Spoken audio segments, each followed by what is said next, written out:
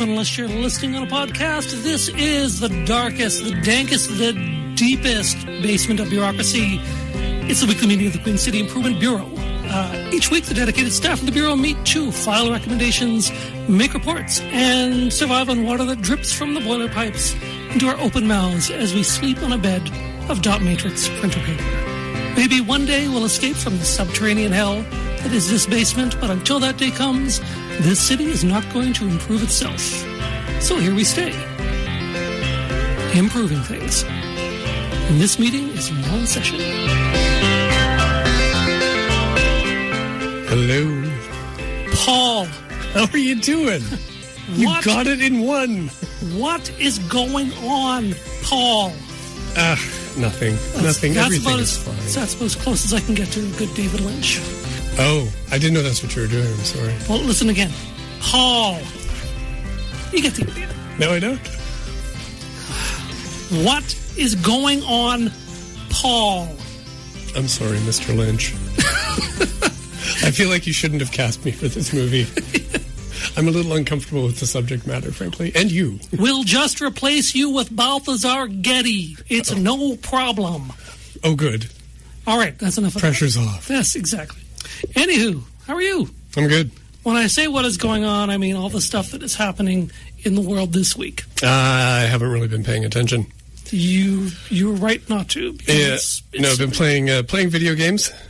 Nice. Yeah, watching old Strong Bad videos. Oh, great. Yeah, just a constant stream of Strong Bad videos from back when the world was simple and you could understand it. Yeah, good point. Yeah. And yet you relied on like a luchador who looked like a football in a Flash animation. Yes. Tell you. Oh, the days of Flash animation. I know. Yeah. Nostalgia time. Anywho. Yeah. So enough of current events. Okay, thank you.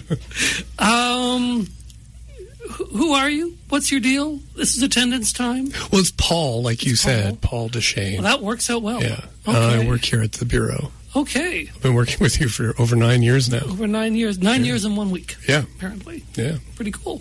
Exciting. Yeah. I'll say. And so who you are? And I actually know. I'm just testing you. I'm David. No, you're not David. I'm Aidan Morgan. Hey, Aidan. I work and live here as well. Yeah. So we have some guests. We do. It's exciting. This is our second political panel of the election season. Wow. With Larissa Kurtz from the Leader Post. Larissa Kurtz. Yes, hello again. Thanks for coming down here. And Alex Kwan from the CBC. Thanks for having me. Yeah, it's fantastic that you guys could make it here. We sopped up some of the damp for you. Yep. Yeah, we got some paper towels down. Mm-hmm. Yeah, we fancied the place up for you. Tried to absorb some of my David Lynch impression, but there was still lots of it. So very sorry about that. Spilling out all over the place. Yeah. So yeah, we want you guys here because it is 6 days now until the municipal election, and you guys have been paying some attention to that. Some attention, yeah, just a little. Just a tiny bit, yeah. Here and there. Yeah. So how would you say, so the last time you were here, frankly, things were a little boring. And we were chit-chatting about candidates and what was going on. The issues, yeah. Yeah. And this time it feels like things are a little bit more bonkers.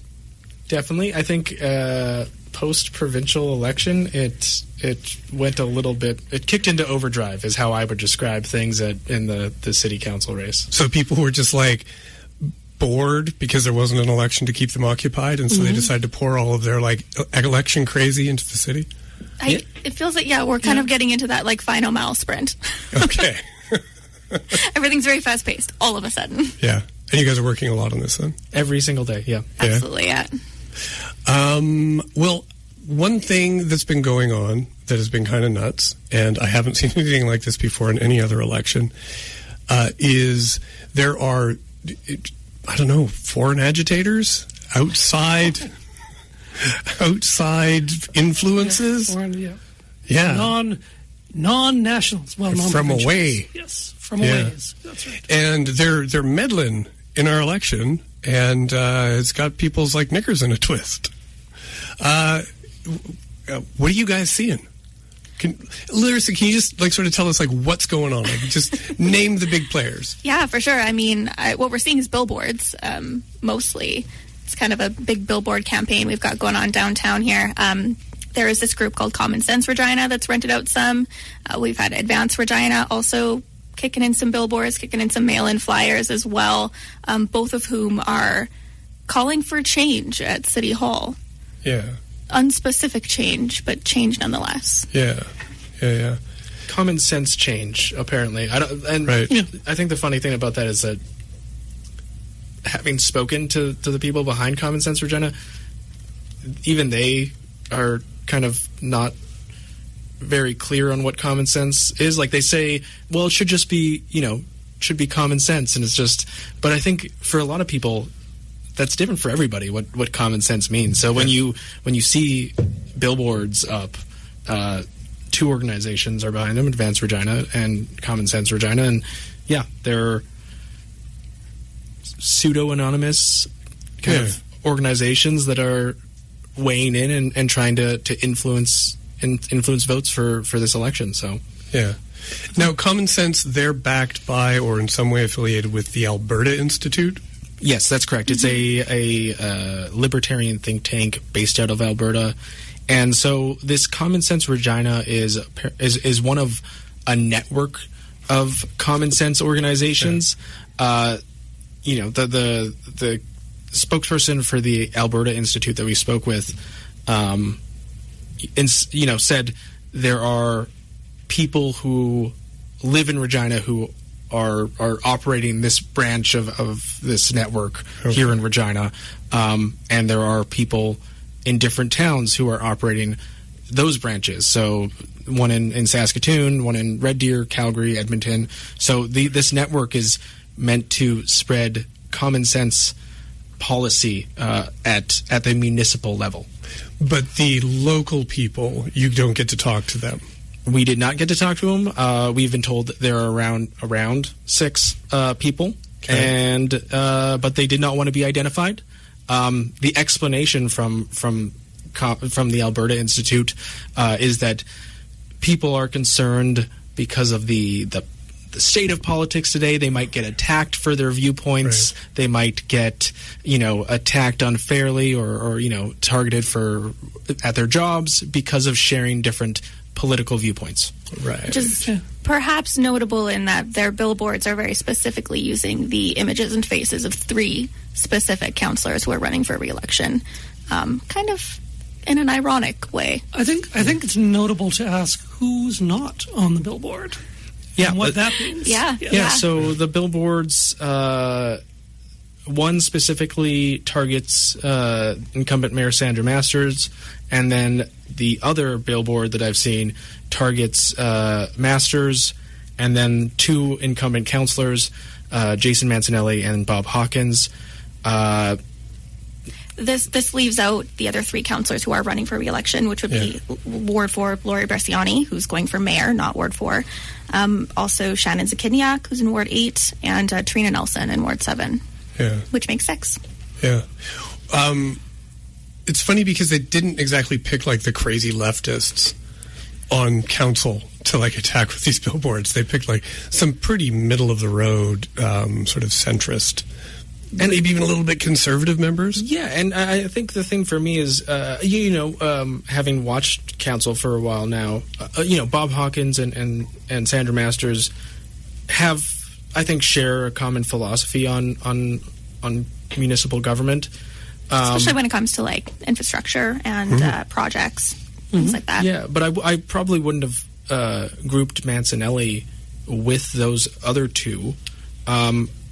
Having looked back through things, and especially where Zakidniak may have been in different viewpoints for things, especially loggerheads at the mayor sometimes. The vote that seems to have split who they're targeting is the debt limit increase, the application. So that's a good point. So all 3 who are not being targeted voted that down.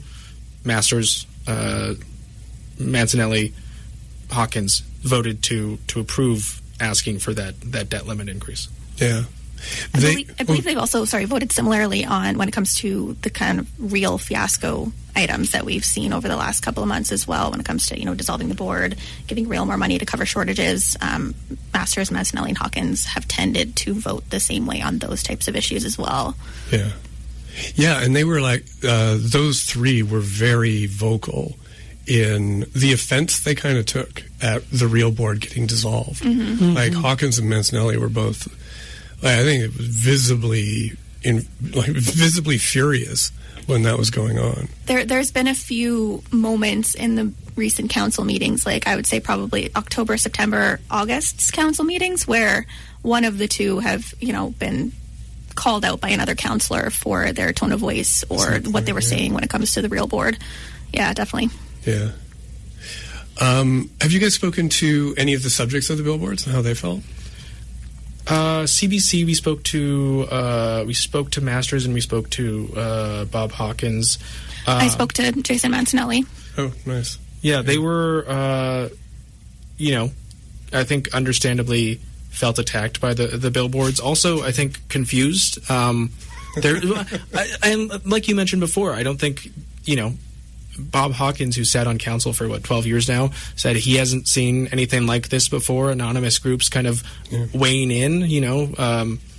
Most organizations, if they do take out ads or they do run some kind of campaign, they attach their name to it. And if their name is an organization, that organization is easily identifiable, and who is supporting them. But in this specific case, you're seeing organizations that have done a lot of work to hide who is supporting them or outright refuse to identify who is supporting them. Yeah. How was Mancinelli? He was same kind of message. He was a little confused about, why it would be himself being targeted. A little, disappointed to see it happening. He also made the point that, they're kind of pointing at him as emblematic of fiscal responsibility not being upheld at council. But they're also spending thousands on billboards, which is presumably more than he will be spending on his own campaign. That's a good point. For re-election. So he pointed out that fact as well. Sandra Masters, I spoke to her, much like CBC did. She said much of the same thing, again, pointing to, the question to ask here is maybe why? Why right now? Why the councillors they've highlighted? Why are they saying these things right now? Yeah. And for those who don't know, there are limits on how much candidates can spend during a campaign. I think it's around $70,000 for a mayoral candidate, and I think $12,000 or so for a council candidate. So there are limits on how much candidates can spend, and if it's if it's an advertisement they're running, they have to identify it, and it has to be noted that they are the ones who are running it. These third-party organizations don't have a spending limit, and they don't have to identify, who's running these ads. So it creates a little bit of a uneven playing field. It does. It's a bit of a gap in our provincial and local election rules, really. Right. It allows them to do what they're doing. Yeah. So we're on 91.3 FM CJTR, Regina Community Radio. We're the Queen City Improvement Bureau. We're here with Larissa Kurtz from the Leader Post and Alex Kwan from the CBC. I'm thinking of renaming our show. What? The Common Sense Improvement Bureau. Oh, I like it. Yeah. I would actually like us. We should start our own think tank because we've spent over 9 years now doing this, and we've never gotten nearly this kind of play in the public for what we do. This kind of pull. So we should start our own group, and I want to call it "Get Off My Lawn, Regina." Nice. Yeah. I was just going to ask for a spoon so we could dig a tunnel out of here, but I like your idea. Yeah, we'll put up billboards. Be like, shut this down. We don't like this. Get off our lawn. Get back to basics. Do the thing. Or yes. Don't. Yes. Okay, I get you. So there's another group. Larissa, Advanced Regina, what's their deal? That's a good question, and one I think we're still kind of asking around the city. Advance Regina, like I said, also running some billboards, also calling for change at City Hall because they're unhappy with, the way that spending has gone down, the way projects are being financed, the request for a bigger debt limit to cover some of those costs. They're primarily concerned about the taxpayer's wallet is their sort of line or their message.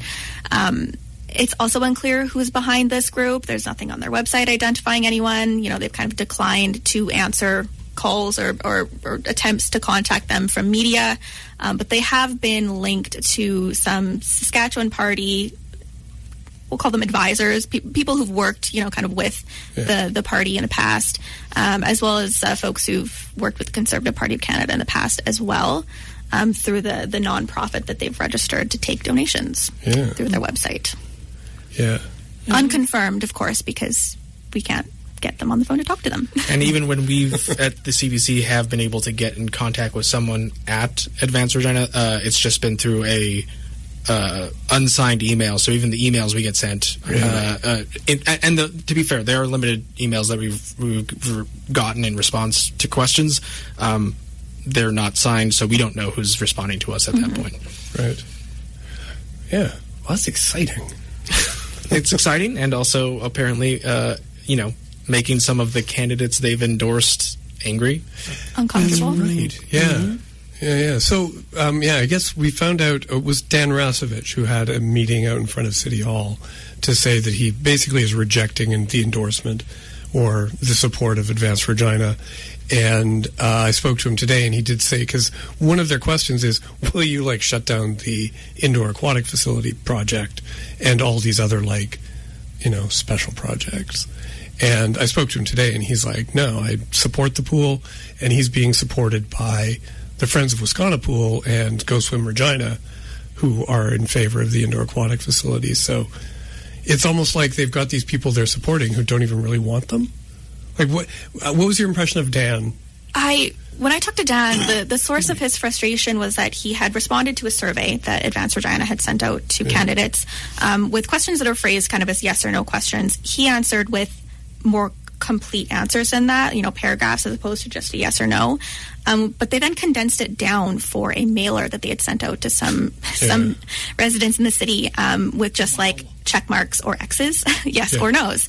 And he felt that they misrepresented his answer in that mailer on the indoor aquatic facility specifically, marking him as someone who would close the facility or not proceed with the project, however you want to read that question. Well, that's not really what he had said. And that to him was just not fair. It was inaccurate. It wasn't what he had answered the question as. And I actually noticed if you go on to Advance Regina's website, they've posted those scorecards for the wards. Yeah. The version of that scorecard for Ward 1, which is the ward that Dan is running in, is not the same as the mailer that they had sent out. They have changed his answer on the indoor aquatic facility to represent what he says he actually supports. Yeah. Do you have any sense, Alex, of how widespread these mailers have been? I think they've been sent to a number of wards. When I was checking the Advance Regina website today, I think it was, half of the wards or so where at least where a candidate responded to their questionnaire, and then they mailed out these mailers. I'm not entirely sure, whether or not all of these candidates that maybe responded to the questionnaire want to be endorsed by Advance Regina or necessarily want their answers boiled down to a yes or no answer on certain things. But I think it's definitely widespread effort. Mailing, hundreds of mailers out is not an inexpensive effort. That's a good point. Yeah.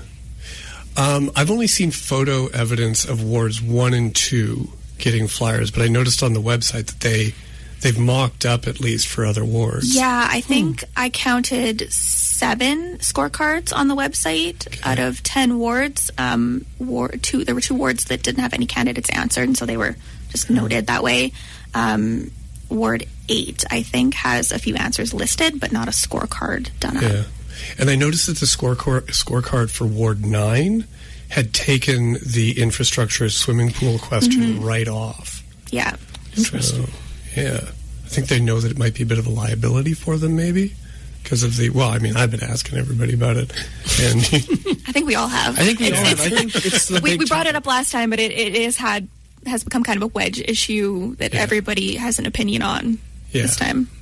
Yeah, especially the mayoral candidates. Everybody is being asked about that. So I think it is an issue that obviously they're focused on and targeting. So yeah, I feel like one thing that we still don't have is like a sense of why these two groups have formed, why we have two different groups and doing only like slightly different things, and like do you guys have any sense of if it's going to break open? Like, can you give us a little bit of like a hint of a scoop if you have it? Like, if you guys have a sense of who these people are, and are we ever going to find out, or is this just going to be an election drama? And then in a couple of weeks, it'll just be forgotten. For me, I find it kind of a tough one to break open. I mean, it's one of those groups where they're kind of very insular. They're very like tight. They're not sharing a lot of information about themselves for us to go pick away at it and try and connect to someone or something else. It would be great to break it open and actually find out who's behind these campaigns, because I think they do have kind of a responsibility to be transparent with voters if they're, putting things out that they are. But it's a tough one to crack, I think. Yeah, I think I'm in the same way. I want to get answers, but getting those answers is harder. Getting to a level where you can report it is also hard. And report it responsibly. Right? I think people will go on social media and share things and share theories, and that's, people can do that. But for us as journalists, we have not just a kind of journalistic obligation, but like a legal obligation to find out facts that we can prove with evidence, right? So it is very hard to get these groups to talk. It's also very hard to convince people who maybe have that information to come forward and talk, willingly to talk with us. But I think also journalism, often with these kind of things, is like an iterative process, right? Like you do one story, and maybe that leads you to someone reaching out down the line. So we'll see. I would love to get answers to people, especially with the election coming so close. I think it would be great to have a clearer understanding of, why these organizations are operating, why specifically in Regina, and why they're targeting these issues. But right now, a lot of questions are going unanswered, unfortunately. Yeah. Do you have a sense of if this is having any impact on the electorate?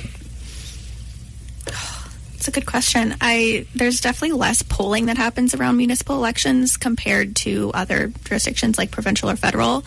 I don't know if you call like the temperature on social media enough to gauge how people are feeling about this, but my general sense from what I've seen, what I've heard, who I've talked to, is that it's not really all that appreciated. There's just too many questions about the reasoning behind these campaigns. Yeah, and I think the fact that a candidate felt like he had to hold a press conference out in front of City Hall just to clarify, hey, I'm not affiliated with these organizations, I think that kind of says a lot about how some of those candidates might feel. I feel like if a candidate, when you're running for municipal politics, name recognition helps, attention helps, right? So trying to publicly maybe disavow something where it was sent out to 300 homes in the ward, that you're running for, that's a big step to take for a candidate. And the fact that he felt like he wanted media to hear that he was not happy with that, I think that says a lot about how maybe candidates are feeling. Not so much people in the specific wards, but it's hard. Yeah, it's hard to get a sense. I mean, we'll see it play out next week, but it'll be interesting to see who wins and whether or not they were endorsed by Advance Regina, even if maybe they didn't want that endorsement. Yeah. And we are talking about municipal elections, right? So the voter margin is very small when it comes to winning a seat or losing a seat. And so, if you're getting mailers in one ward and it's 300 houses, all 300 houses are pro-Advance Regina or con Advance Regina, they don't support Advance Regina, that very much could affect the outcome of you as a candidate if you're attached to that group, whether you want to be or not. It could very much affect your chances. Especially in some of these very crowded races where there's a large field of candidates. Every vote will matter when you start seeing that vote distribution. So, from conversations I've had with candidates, some of them are watching it closely. They're worried about it. I mean, like, they're already knocking on every single door as much as they can to get people's vote out. If someone spends the money to send these type of mailers out, they know it can affect people's views on candidates. Yeah. And I'm speculating here, but I think the overlap between people who turn out to vote in a municipal election and people who respond to direct mail campaigns is pretty small. Like, as in the sense that the people who go to vote are the ones who look at that stuff. So I think that might be more effective than we think. I mean, with voter turnout so low in the last two elections, it was 21% in 2012 or 2016, 20% in 2020, or I might have those backwards. Either low 20s and for both of those last elections. Every single vote will matter.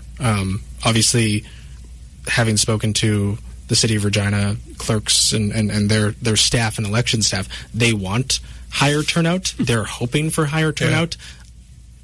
I don't know what that will look like on election night, but it is really clear that some of these races will be very tight just because of how many candidates are running in each ward. Yeah. Okay, on that note, we should go to innovative revenue tools. Okay.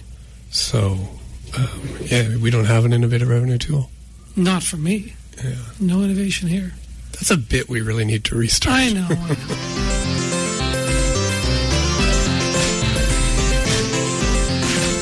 And we're back from Innovative Revenues. So innovative. So very innovative. So tools. Yes. So many.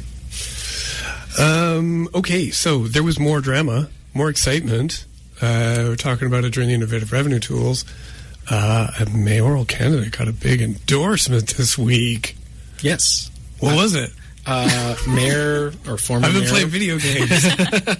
Former Mayor Pat Fiacco endorsed Lori Bresciani in her campaign for mayor.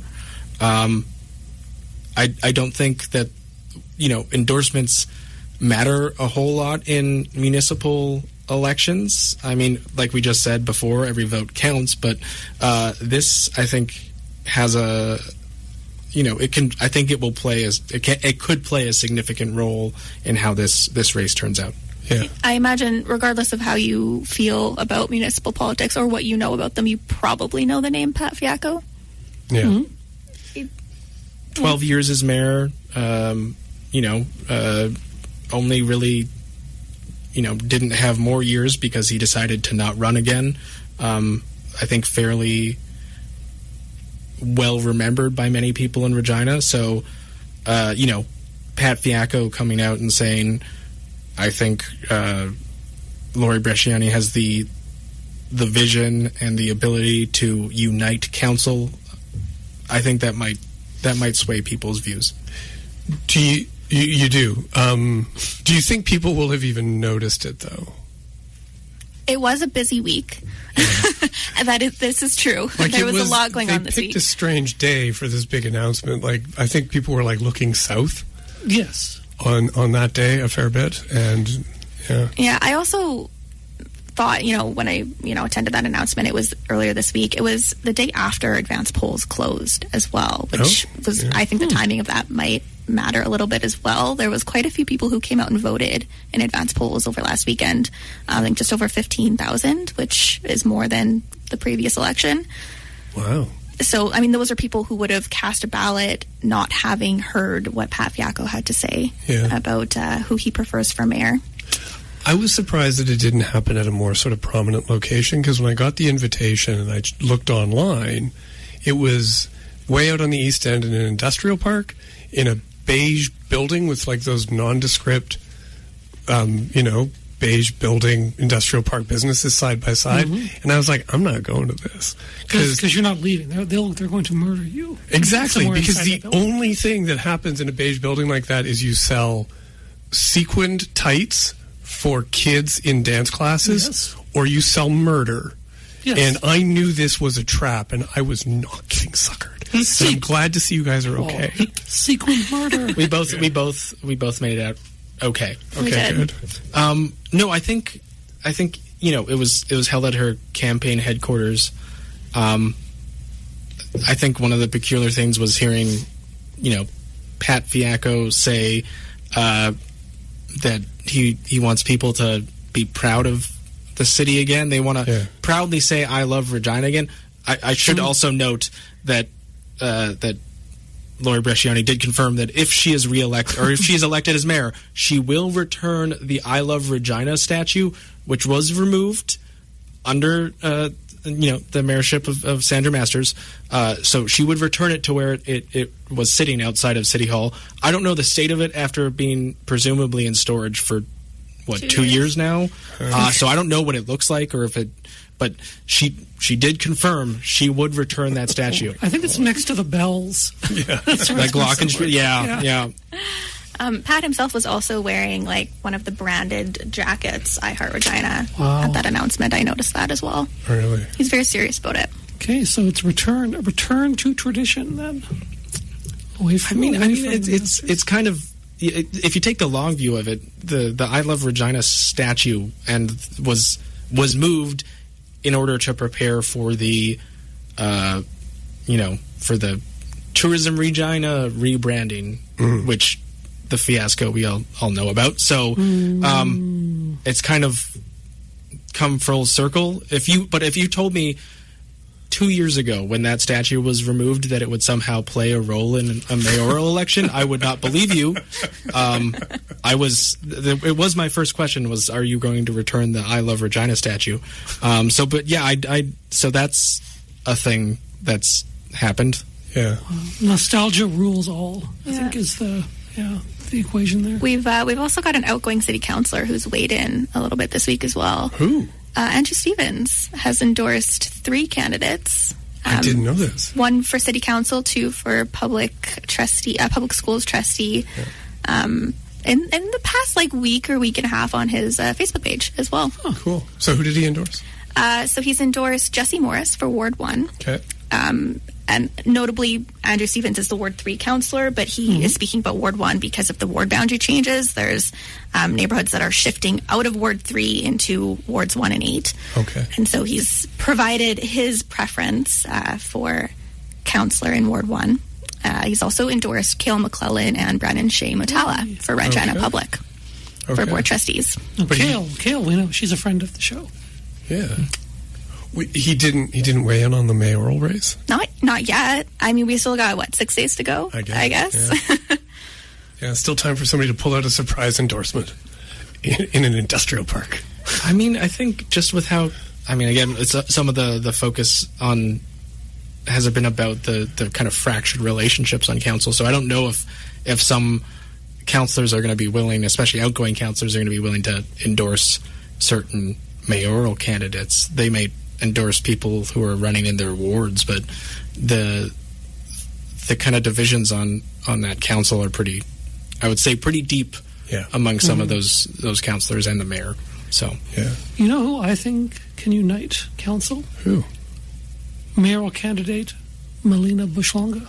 Oh, you think? I think. In fact, I know. But if she put a sign out in front of City Hall, it would say Regina, the worst place to live. Yes. Worse than 9/11, Regina. Oh, my God. Oh, no, yeah. The worst place to live, and I survived 9/11. That was a very remarkable opening statement. Wasn't it? It was more than remarkable. I don't even know how to describe it. I loved it. Certainly the most memorable of the night. Memorable. There we go, yes. So I've seen her in the mayor's debate, Melina Bush and Longa. Have you guys spoken to her yet? Yes, I did interview her. And how did that go? It was interesting. Yeah? Yeah, it was. Is she running on a "this is the worst place ever" platform? She's definitely running on Regina has some issues and we definitely need to address them. Okay, See, that's fine. That's true. Yeah. Yeah. I mean, I think every candidate is probably running on that. I don't think any candidate is saying this is, but yeah, she is definitely one of the more colorful candidates we have running this year for mayor. So yeah. She's got some big ideas. Yeah. We won't go into what the ideas are. We don't need to. Last time I spoke to you, you either had just or were about to speak to Bob Pierce. Right. Yes, I have spoken to him since we were last year. Yeah. So, did he? How important is pineal gland health to his campaign? I think it's fairly important. Yeah. It was kind of one of the biggest issues that we talked about. We talked a little bit about infrastructure as well. You really talked about pineal gland health. Well, I mean, when you sit down and interview a candidate, you ask what their priorities are and listen to what they have to tell you. Yeah. So, yes, we did. You probably know more about it now than I do. I think we all know more about it now than we used to. So, and we can thank Bob Pierce for that. Is all Bob Pierce's to his credit. So yeah, but he did have infrastructure positions. Yeah, one of the things he mentioned was seeing the city kind of do the same work over and over again. Although he didn't kind of specify what exactly type of work, just infrastructure related work, and finding that to be perhaps cost ineffective to sum it up. I mean, that's pretty reasonable, actually. Yeah, not an unusual stance. I've heard that from a lot of folks that I've talked to. Yeah. I think he should have a position of turning streetlights into spotlights for night dancing outside. He did tell me that if he is elected, he will not be stopping dancing. He will still do his thing. Did he say whether or not he would wear a shirt more often? He did not. He did not specify that. I think we know the answer, though. He did wear his swim trunks to our interview, though. Oh, okay. So that was very, classic Bob. Yeah. Thank goodness for small mercies, I guess. Yeah. Did you... Small mercies. And you, I'm trying to picture this. It was outside at City Hall? Yes. And he was in a Speedo. Did he dance? He wears trunks. His long, the knee length, swim trunks that he wears sometimes, and he was wearing a shirt because it was chilly that day. So we agreed to meet outside, so he was prepared for that. We should start a petition so that he should wear a tie, no shirt, but the board shorts and a tie. That would look really classy. We could just talk to the clerk and just make sure that that's an acceptable form of dress in Henry Baker Hall. Okay, well, I'll write up that report then. Yeah. Okay. Yeah. We're on it. I now feel the need to go look at the council rules and see if there's a dress code of some kind. I really am inspired to go look at that after this. There used to be a no hats rule in Henry Baker Hall, and it was a surprisingly contentious rule, and I've seen they're not always enforcing it anymore. But if you walked in and you were even wearing a toque from the outside, the commissioners would come over and be like, you have to take your hat off. Yeah. Well, the pendulum is swinging. One day it'll be only hats. Yes. And then nobody should ever go in there again. Yeah. When that happens. Anyway. You just don't televise it either. No. Okay, what other, how did the other interviews go? Who else was, remarkable? Did anybody talk to Nathaniel Houghton before he was... I did, yes. Oh, my gosh. Prior to the knowledge about his warrant. Yeah. Do we know if he's in custody or if that got sorted out? Actually, no, I believe he had a court date earlier this week that he was not at. So, no, I don't believe he's in custody. Oh, that's too bad. He seemed like he actually might be a nice guy. Okay. Well, I don't know. I'm trying to be nice. Sorry. That's okay. I will say no more. Okay. Yeah. Anyways, I guess these are these are the fringe candidates. What do you think about how do these? we have 11 candidates, but we only have one job. And some of these people who are, clearly not going to win, how optimistic do they seem? They seem optimistic. I think everybody in this race believes they do have a chance. Yeah. Whether that is the case, hard to say, but I think everybody I've talked to in that race believes they have a chance of winning. And if they don't believe that they have a chance of winning, they seem dedicated to putting forward issues that they think they want dealt with. Right. Which, that's how it works. That's how it's supposed to work. There's a level of passion you have to have in order to put yourself in this position, right? And I feel like all 11 candidates do have that passion. Yeah. One thing that I've noticed with elections is, all the candidates do seem to be doing, lines of hopium the whole way through. And so they're gliding on this this high of optimism that they can win this election. And it does mean that there's going to be, little things are going to be, hugely dramatic. And I can remember campaigns where I've had, candidates who were furious that another candidate in their ward or even an adjoining ward had chosen the same colors for their signs. And why would they do that? What are they up to? And there was, 1 year where, there was a lot of anger about choosing slogans that were too close to somebody else's slogans. And so this was a ton of drama. And then there was 1 year where her name was Liz Brass, and she was running against Michael Fougere in his first election. And she was considered a legitimate candidate, had a very slow rollout to her mayoral campaign.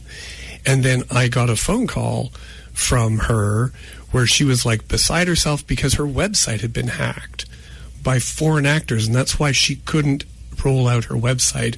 It was somebody in Russia had ruined her website, and so they couldn't post her website, and she was convinced that Michael Fougere was behind this. And she had some piece of evidence that Michael Fougere has some connection to some group that had some connection to Russia. And but then her password, on the Post-it note, was found on the floor. Yeah. It was on her shoe. Yeah. She'd be walking around with it for a week. No, but then, she had done this tearful phone call to a bunch of different reporters, and so and I was one of them who had to phone up Michael Fougere and ask him if he had Russian agents who were hacking his competition's websites. And I just remember getting this stony silence on the other end of the phone. He's like, I can't believe you just asked me that. And I'm like, come on, Michael, it's my job. I gotta ask. And he's like, no, of course not. No. So we had a very fine relationship until that moment. I think that's the thing that people forget about journalism, is that sometimes we get tips about things that are outlandish, and then we have to call and ask and see if they're true. It doesn't mean that we're necessarily going to do a story on them, but we have to check things. And sometimes that means asking semi-ridiculous questions to serious people. Yeah. And very seriously asking those questions. Yes. I don't know about you guys, but I find I get sucked into the drama. With all this stuff with secret organizations in this election, I'm all there for it. I'm hoping that it's even a bigger controversy. I do think that's part of what's a little bit fun about civic politics. Yeah. It's just a little messier than when you have the two-party systems with federal and provincial. There's just I don't know, more going on. It's a lot more personal. Yeah. I think when you are all competing, especially in the ward, where you're a council candidate and you're competing in a specific ward, it gets so personal, and people will take it personally over something as small as the color of signs, right? So it is there's something hyper dramatic about it. But I think, to your original point, all of the candidates, to put yourself out there to run, I think you have to have some level of confidence in yourself and just kind of self-belief. Because I think that takes a lot of bravery to go, one, put your name forward, and two, prepare yourself to go door knocking for for like a month maybe before the vote, right? So you have to have some level of self-belief in yourself and confidence to do that. Yeah. And so I think when people, maybe things don't go their way, I think sometimes people take it very personally as well. Yeah. So we're on 91.3 FM, CJTR, Regina Community Radio. We're the Queen City Improvement Bureau. We're here with Alex Kwan from the CBC and Larissa Kurtz from the Leader Post. When I have to like ask those ridiculous questions, it's kind of awesome too. Like to be like phoning up the mayor and have to ask like a dumb question. Ever harvest the pineal gland of children? Exactly. It's like to get yourself through those long meetings. Yeah. Mayor. Yeah. Because you don't get to ask those questions in scrums after council meetings. I mean, you can, but it looks a little ridiculous. It does. If you're you taking do. it. Yeah. Yeah. But yeah, I mean, like that is part of the job, is to ask the ridiculous questions sometimes, even if it seems outlandish, because you never know. But it is a weird thing where in this job where you can call up someone and ask them something completely outlandish and hope that they respond. Yeah. Yeah. One thing I've noticed too about like the contrast is that we now have this system where our provincial municipal elections are going to be coinciding with an American election from now in perpetuity, as far as we can tell. Yep. And so, I mean, I think that's going to like draw down the number of people who are going to vote in a municipal election, because I'm exhausted, and I think everybody is exhausted from the election shenanigans that have been going on. But it also like sort of points out, because American elections are this like movie spectacle with like brass bands and Beyonce, and it's just constant drama and constant spectacle. And here things are just, quieter and shabbier. Well, we don't have a Beyonce. Like, as much as I would like a Beyonce to work with the election candidates, we don't got one. We need to work on that. We need to find a Regina Beyonce and promote her, and so that next election she can have some impact. All right. Well, if Regina Beyonce, if you're out there, tweet at us or blue sky us or whatever, or we don't even have Facebook, but you can Facebook us. Actually, Belle Plain. Like, why is she being so reticent to endorse somebody? Good question. We'll have to ask her. Yeah. Yeah. But I'm thinking about, so we've got this, the United States has, actual foreign actors interfering with their elections, apparently, in, really nasty ways. It seems like for us, we have a dude in Alberta with just one website template that he's using for a bunch of different cities. That seems to be it. And I don't know about you guys, but those billboards that they put up, Common Sense Regina, they're not very good. I look at them and I can't tell if they're endorsements for these three people, or if they're indictments of them, because the photos are really good. Masters looks awesome on those billboards. Yeah, Jason does too. Actually, when I saw them, the first thing I thought of was kind of like an action movie. If you put a blue sky behind them, it would be like a 90s action film. Easy peasy. Yeah. So I don't know. I feel like I feel like they're almost so inept that I don't know if they're going to have the impact they think they do. But we could make a movie out of it. Yeah, and then Advanced Regina endorsing people who didn't even want their endorsements. How embarrassing. Sequin murder. Pa da dead. Let's get it into theaters. I'm with you, man. But I do think you have a good point about the kind of sequence of multiple elections kind of dominating the attention of people in Regina, Saskatoon, whatever municipality you have in Saskatchewan.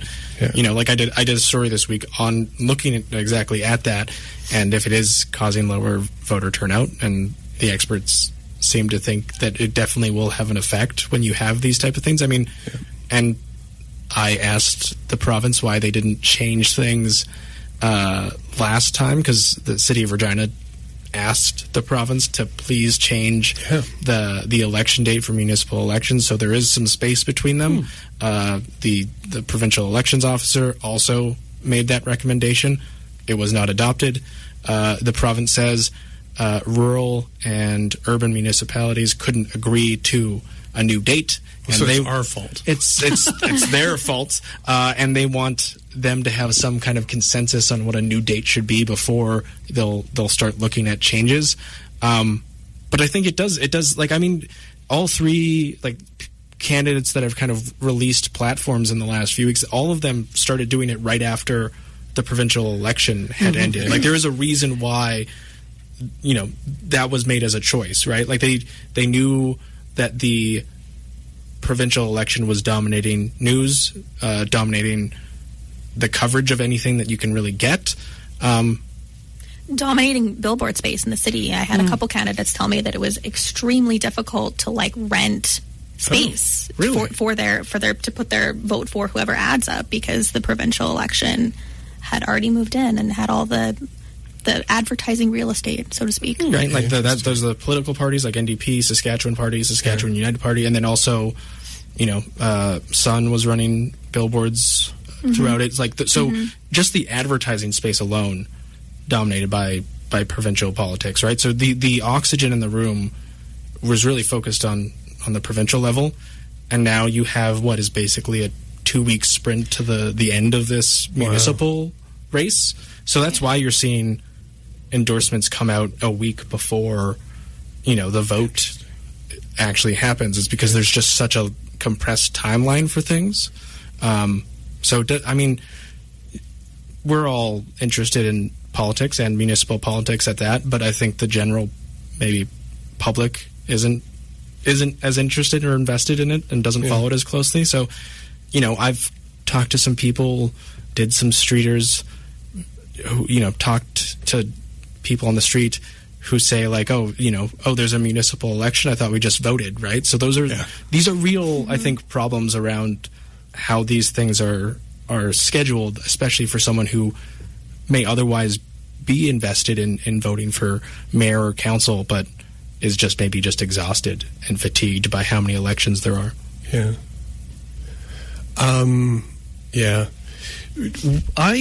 What did you guys think of the clerk's office, I guess, like the elections office now, their job of getting the word out about the election? Because I feel like they did a better job in the province in a way. I feel like I've been inundated by elections Regina stuff. I see the Regina Votes campaign image everywhere. I think that it's definitely out there, and I feel like they have done a really good job of ensuring that people know there is something happening on November 13th. Yeah. But again, it's also up to folks to see that billboard and go, oh, I should look that up, and then type it into their browser and find out what exactly they should know. Yeah. And I mean, even when we talked to them, it was they admitted the challenges also trying to break through the provincial election cycle. So even the city itself is kind of really focused on trying to get things and people aware once the provincial election was over, because they knew that would be the time for them to get the most attention. Yeah. All right, so we got about a minute or two. What are your guys' election day plans? Larissa, what are you going to be doing? I will be at City Hall, where they'll be doing live results as polls start reporting in after 8 o'clock, which is when polls close. Everybody should know that. Yeah. I'll be watching them happen, keeping tabs on who's leading, who is not. Will you be reporting online in any way? Yes, we will be. I'm not sure if we'll be able to do kind of a live blog, because it's expected to come in pretty quick, because the city does use tabulators, and so we process votes a little quicker than the province does. I will be at City Hall, hopefully reporting on what's going on there, if candidates show up, and who that might be. Cool. Alex? CBC's doing a live show, so we'll be streaming it online, also on TV for parts of it in the night, looking at municipal elections in Regina and Saskatoon. So I will be at City Hall live on TV. Right on. Aidan? This means that neither Alex nor Larissa will be where the action is. Yeah. Which is here with us as we wait out the results of the city election as well. But we will have guests, and it'll be a fine time. Yeah. So tune in. Because, it's supposed to be quick, but it's never been quick in the past. So we booked an hour from 7 to 11. We've got the room. It's the 1 4-hour hour. We have been told that they are going to get those results in within an hour of polls closing. Yep. That's what they said. So we will see. I hope not. We're going to have a lot of time to fill. We'll just hum a tune. Okay. We'll also get to hang around after and meet the mayor-elect, and I believe council is supposed to sit for their very first meeting that night as well. What? Right? Well, they have to affirm the election results. Oh, okay. And so neat. For sure, we'll get to see them meet the mayor-elect. Okay, exciting. We won't. Nope. But anyways, we should. It's their loss. We should call for an adjournment. I suppose we should. What? An adjournment. Okay. Yes, well, I second that motion. All right, we go. Meeting is adjourned or joined. You've been listening to the Black Olive Enumeration Society on 91.3 FM CJTR. 91.3, as I said, tune into the community and counting all your black olives, making theories about them. We are broadcast 7 to 8 p.m. on Thursday evenings and rebroadcast Monday afternoons 3 to 4 p.m. Our guests tonight were Louis Kurtz and Alice Kwan. Your hosts are Paul Shedd and Aidan Morgan. The music by Guidewire, a.k.a. Ryan Hill. You can find us on X.com as well as Blue Sky and on our website, QCIB.com. And that's all. Keep on improving, Regina.